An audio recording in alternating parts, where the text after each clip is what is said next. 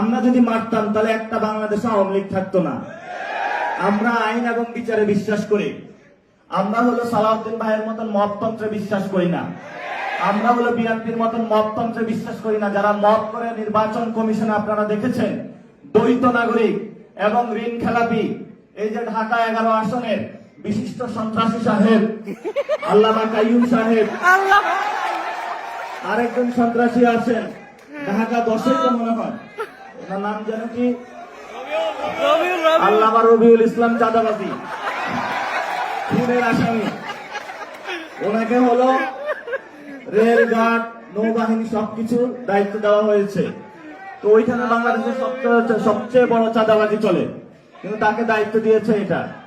এই জন্য হলো বাংলাদেশের গণ অভ্যুত্থানের পরে যখন দেখেছিলাম আমরা বাংলাদেশটা একটি নতুন ভাবে গঠন হবে, আর তারা এখানে হলো দিল্লির একটা হলো নাটকের যাত্রা এখানে বসাইছে, যে যাত্রকের প্রডিউসার হলো তারেক রহমান, আর এখানে অভিনয় করছে চাঁদাবাজ, সন্ত্রাসী, দুর্নীতিবাজরা।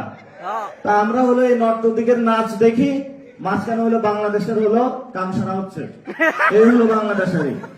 এখন আমাদের সঙ্গে সুনির্দিষ্ট লড়াইটা এদিকে, এটা হলো সিরিয়াস আলোচনা। সুনির্দিষ্ট লড়াইটা হলো, আপনারা দেখেন আমরা কিন্তু কোটা সংস্কারের দাবিতে মাঠে নেমেছিলাম। এটার অন্যতম কারণ ছিল আমাদের পকেটে টাকা নেই, আমাদের চাকরি নাই, মা বাপ এলাকায় বসে আছে যে কখন ছেলে তুই টাকা পাঠাবি, চাকরি পাইবি। গার্লফ্রেন্ড কল দিয়ে প্রত্যেক রাতে বলে কখন আমাকে বিয়ে করবা। আমাদের তরুণদের পকেটে চাকরি নাই, তারা বিয়ে করতে পারতেছে না, মা বাপ যে টাকা দিয়ে পড়াশোনা করেছে সে টাকাও রিবেট করতে পারতেছে না।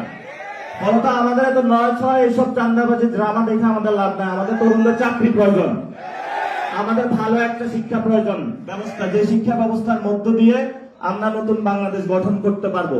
সারাদিন ক্লাসে আইসা এইসব দেখেন না, এখন বিসির কথা কাদেরকে বলা হচ্ছে,